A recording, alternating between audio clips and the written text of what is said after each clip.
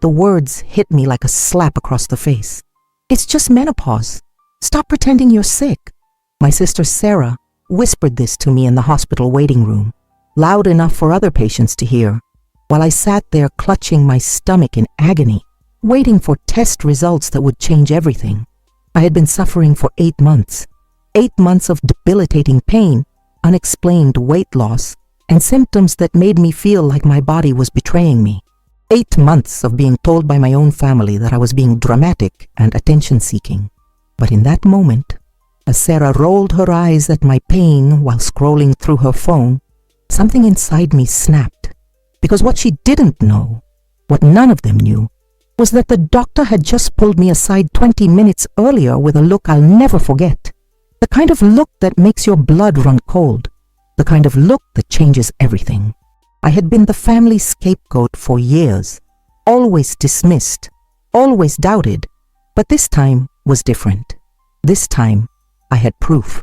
And when those test results came back and Sarah realized what she had just said to her dying sister, the look on her face was something I'll carry with me forever.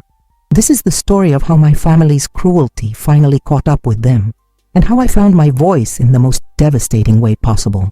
My name is Rebecca, and I'm 48 years old. I've always been the difficult one in my family. At least that's what they've told me my entire life. While my younger sister Sarah became a successful marketing executive with the perfect husband and 2 kids, I chose a quieter path as a librarian. I never married, never had children, and according to my family, never quite measured up. Sarah and I grew up in a household where emotions were seen as weakness and complaining was met with eye rolls and sighs. Our mother, God rest her soul, had a way of making you feel like your problems were inconveniences to her perfectly ordered world. When she passed 3 years ago, Sarah naturally stepped into that role, the family's voice of reason, the one who kept everyone grounded in reality. I live alone in a small apartment downtown, surrounded by books and the quiet life I've built for myself. I have my routines, morning coffee while reading, evening walks through the park, weekend visits to the farmer's market. It's a simple life, but it's mine. I've learned to find peace in solitude after years of feeling like an outsider in my own family. My relationship with Sarah has always been complicated. She's 3 years younger but has always acted like the older, wiser sister. She has this way of making you feel small without even trying. A raised eyebrow here, a subtle sigh there, a comment about how I overthink everything or make mountains out of molehills. Our father, who lives in a retirement community now, has always favored her. She's his successful daughter, while I'm the one he worries about because I'm still single at my age. For years, I accepted this dynamic. I played the role of the family worrier, the one who was too sensitive, the one who needed to toughen up. When I had health scares in the past, a suspicious mole, chest pains that turned out to be anxiety, Sarah was always there with her practical wisdom. You're fine, Rebecca. You just need to stop Googling symptoms and get some exercise.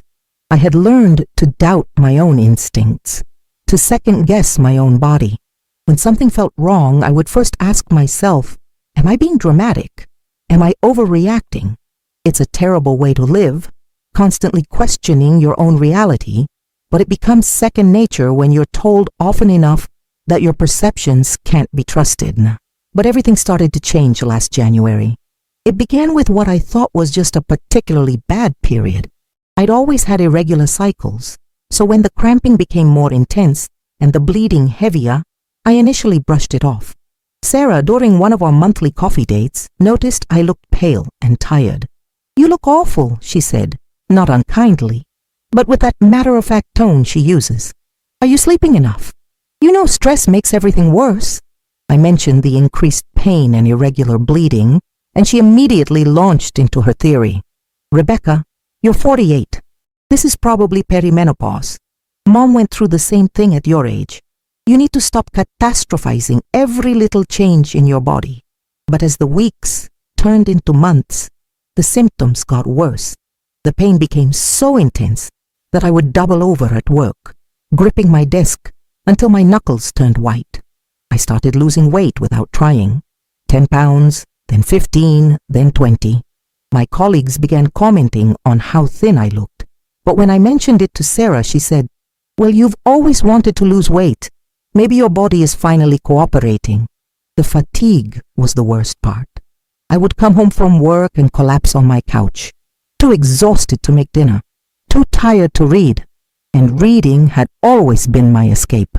I started calling in sick more often, something I had never done in 15 years at the library. My supervisor, Mrs. Chen, pulled me aside one day with genuine concern. "Rebecca, I'm worried about you. You don't seem like yourself lately. Have you seen a doctor?" I had seen a doctor, my family physician, Dr. Martinez, who had been treating me for years. But every time I described my symptoms, he seemed to echo Sarah's assessment. "These symptoms are very common for women your age. Let's try some hormone therapy and see if that helps." The hormone therapy didn't help. If anything, it made me feel worse.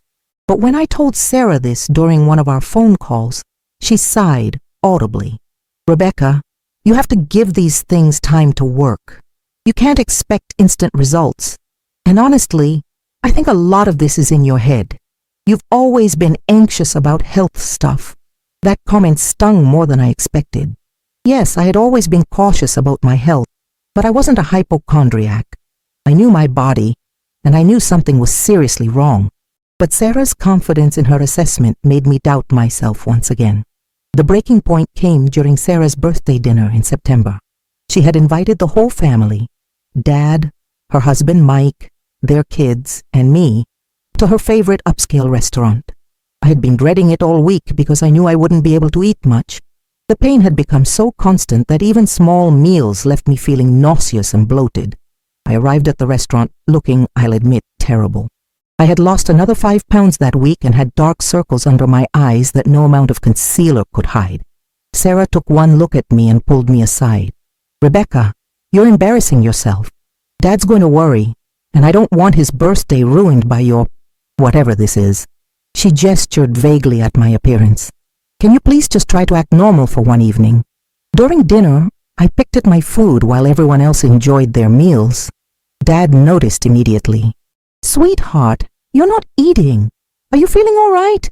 Before I could answer, Sarah jumped in. "She's been going through some health anxiety lately, Dad. You know how she gets." She shot me a warning look. "The doctor says it's just hormonal changes, nothing to worry about." I felt my face burn with humiliation. The way she said health anxiety made it sound like a character flaw, like something I was choosing to do for attention. Mike, Sarah's husband, nodded sympathetically. "My sister went through the same thing during menopause. It's tough, but it passes." I excused myself to the bathroom and cried silently in the stall, wondering if they were right. Maybe I was being dramatic. Maybe this was just what getting older felt like for women. Maybe I needed to stop being such a burden on everyone. But 2 weeks later, I collapsed at work. Mrs. Chen found me on the floor of the reference section, conscious but unable to stand. The paramedics were called and I was rushed to the emergency room. Sarah met me there, and I could see the annoyance in her eyes even through her concern. "What happened?" she asked the ER doctor. "We're running some tests," he replied. "She's experiencing severe abdominal pain and some concerning symptoms. We want to rule out a few things." Sarah turned to me with that look I knew so well, the look that said I was overreacting again. "Rebecca, you probably just need to eat something. When's the last time you had a proper meal?" The ER visit resulted in more blood tests, an ultrasound, and a referral to a specialist. But the earliest appointment I could get was 6 weeks away. Sarah was incredulous. 6 weeks? For what's probably just menopause symptoms? The healthcare system is ridiculous. Those 6 weeks were the longest of my life. The pain intensified, and I lost another 10 pounds. I had to take a leave of absence from work because I could barely function. Sarah would call to check on me, but her calls always felt more like interrogations than genuine concern. "Are you eating? Are you taking your vitamins? Have you tried yoga? You know, stress can manifest as physical symptoms." The day of my specialist appointment finally arrived. Sarah insisted on driving me, saying she wanted to make sure I didn't exaggerate my symptoms to the doctor. I was too weak to argue. The pain had become so severe that I could barely walk without hunching over. Dr. Patricia Williams, the gynecologic oncologist, was nothing like my family doctor. She listened intently as I described my symptoms, taking notes and asking detailed follow-up questions. She didn't dismiss anything I said or suggest that it was just hormones. "I'm going to order some additional tests," she said. "Based on what you're describing and your physical exam, I want to rule out some serious conditions." Sarah shifted impatiently in her chair. "Doctor, she's been to several doctors already. They all say it's perimenopause. Isn't this just normal aging?" Dr. Williams looked at Sarah with a professional but firm expression. "These symptoms warrant investigation. We don't dismiss pain just because a woman is approaching menopause. The tests took most of the morning. More blood work, a CT scan, and a biopsy that left me cramping and exhausted. We were told to wait in the consultation room for the results." Sarah spent the time scrolling through her phone and sighing periodically. "This is taking forever," she muttered. "I have a conference call at 2. That's when Dr. Williams knocked and asked to speak with me privately. Sarah started to object, but the doctor was firm. "Patient privacy," she said simply. In the hallway, Dr. Williams's expression was grave. "Rebecca, I need to prepare you. The CT scan shows some concerning masses, and your blood work indicates elevated tumor markers. We'll need the biopsy results to confirm, but I want you to know that we're looking at a possible cancer diagnosis." The world tilted. Cancer. The word echoed in my mind as she continued talking about staging and treatment options and the importance of catching it early. I heard her words through a fog of shock and terror. "The biopsy results will be back in about an hour," she said gently. "Do you have someone here with you for support?"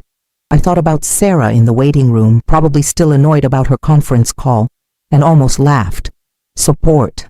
That was rich. When I returned to the consultation room, Sarah looked up from her phone. "Finally." "What did she say?" I couldn't find the words. How do you tell someone that you might be dying when they've spent months telling you that you're being dramatic? "They're still running tests," I managed. Sarah rolled her eyes. "Of course they are. They have to justify all these expensive procedures somehow." We sat in silence for the next hour. I stared at the wall, trying to process what Dr. Williams had told me, while Sarah typed away on her phone. When she spoke again, her words cut through me like a knife. "You know, Rebecca, I think a lot of this is psychological. You've been depressed since Mom died, and now you're manifesting physical symptoms. It's actually pretty common." She didn't even look up from her phone. "Maybe you should consider therapy instead of putting yourself through all these medical procedures." That's when she said it. As I sat there, potentially facing a cancer diagnosis, as I struggled with the possibility that I might be dying, my sister looked at me with complete dismissal and whispered, "It's just menopause. Stop pretending you're sick." Something inside me broke. 8 months of pain, of being dismissed, of being made to feel like I was crazy. It all came rushing to the surface. But before I could respond, Dr. Williams walked back into the room with a folder in her hands and the expression that confirmed my worst fears. "Rebecca," she said softly, "I have your biopsy results." Sarah finally looked up from her phone, probably expecting to hear that I was fine and that she had been right all along. Dr. Williams sat down across from us, her professional demeanor gentle but serious. "You have ovarian cancer, stage 3C. It's advanced, but it's treatable. We'll need to start chemotherapy immediately and discuss surgical options." The silence that followed was deafening. I watched Sarah's face go through a series of emotions, confusion, disbelief, and then something that looked like horror. Her phone slipped from her hands and clattered to the floor. "Cancer?" she whispered. But she's been complaining for months. We all thought. Dr. Williams continued explaining treatment options, survival rates, and the importance of family support. But I could see that Sarah wasn't really listening. She kept staring at me with this stricken expression as if she was seeing me for the first time. When Dr. Williams left to get some informational packets, Sarah finally spoke. "Rebecca, I didn't know. I thought you were just what?" I asked, my voice stronger than it had been in months. "Just being dramatic?" Just seeking attention? Just pretending to be sick? She started crying then, ugly tears that made her mascara run. I'm so sorry. I'm so sorry. I should have listened. I should have believed you. But her apology felt hollow. Where had this concern been for the past 8 months? Where had this belief in my experience been when I was collapsing at work, when I was losing weight, when I was begging someone to take me seriously? You know what the worst part is, Sarah, I said, surprised by the steadiness in my own voice. It's not the cancer. It's the fact that I spent months doubting myself because of you. I delayed getting proper medical care because I thought maybe you were right. Maybe I was just being dramatic. She reached for my hand, but I pulled away. Rebecca, please. I was wrong. I was so wrong. Let me help you through this. Let me be there for you. I looked at my sister, really looked at her, and saw her clearly for perhaps the first time. She wasn't evil or malicious. She was just someone who had never learned to listen, who had never been taught that other people's experiences could be valid even when they differed from her own expectations. Sarah, I said quietly, for 8 months, I needed my sister. I needed someone to believe me, to support me, to help me advocate for my own health. Instead, I got someone who made me feel crazy for trusting my own body. The transformation in her was visible. The confident, dismissive sister I had known my whole life seemed to crumble before my eyes. She looked smaller somehow, younger, like a child who had just realized the magnitude of a mistake. How do I fix this? She whispered. How do I make this right? I considered her question seriously. How do you fix 8 months of dismissal? How do you undo the damage of making someone doubt their own reality? How do you repair a relationship built on one person, consistently invalidating the other's experiences? I don't know if you can, I said honestly, but maybe we can start with you actually listening to me. Really listening. Not waiting for your turn to give advice or correct my perspective, but actually hearing what I'm saying. That was 6 months ago. I'm writing this from my apartment, bald from chemotherapy, but alive and fighting. The cancer is responding to treatment better than expected, and my oncologist is cautiously optimistic about my prognosis. But the real transformation hasn't been in my body. It's been in my relationships and in how I see myself. Sarah has tried. I'll give her that. She's been to every chemotherapy appointment, learned about my treatment protocol, and even joined a support group for families of cancer patients. But our relationship will never be the same. How can it be? I can't unsee the months when my own sister made me doubt my reality. I can't unfeel the isolation of suffering alone while being told I was imagining it all. The most profound change has been in how I advocate for myself. I've learned that my voice matters, that my experience is valid, and that I don't need anyone else's permission to trust my own body. When a nurse dismisses my side effects, or when a doctor rushes through an appointment, I speak up. I ask questions. I demand answers. I've also learned something important about family dynamics and medical gaslighting. My story isn't unique. Countless women, especially women over 40, are dismissed when they report symptoms. We're told it's just hormones, or just stress, or just aging. We're made to feel like we're being dramatic when we advocate for our own health. Dad has struggled the most with guilt. He's apologized repeatedly for not taking my concerns seriously, for assuming Sarah's assessment was correct. I should have listened to you, he says every time he visits. I should have been a better father. But here's what I've realized. This wasn't really about cancer. This was about a lifetime of having my experiences invalidated, of being told that my perceptions couldn't be trusted, of learning to doubt myself before anyone else had the chance to doubt me. The cancer was just the most dramatic example of a pattern that had been going on for decades. I'm not sharing this story for sympathy or to vilify my sister. I'm sharing it because I want other women to know. Trust your body. Trust your instincts. If something feels wrong, keep pushing for answers. Don't let anyone, not family, not doctors, not friends, convince you that you're being dramatic when you're advocating for your own health. And if you're someone who has dismissed a loved one's health concerns, please consider this. You might be wrong. That person you think is being dramatic might be fighting for their life. That family member you think is seeking attention might be desperately trying to get someone to take them seriously. The relationship between Sarah and me is still a work in progress. Some days are better than others, but I've learned that I don't need her validation to know that my experiences are real and valid. I found my voice, and I'm never going silent again. To anyone reading this who has been dismissed, doubted, or made to feel crazy for trusting their own body, you are not alone. Your voice matters. Your experience is valid. Keep fighting for yourself, because no one else will fight for you the way you can fight for yourself. Have you ever experienced medical gaslighting? Have you had family members dismiss your health concerns? I'd love to hear your stories in the comments. Sometimes knowing we're not alone is the first step toward healing.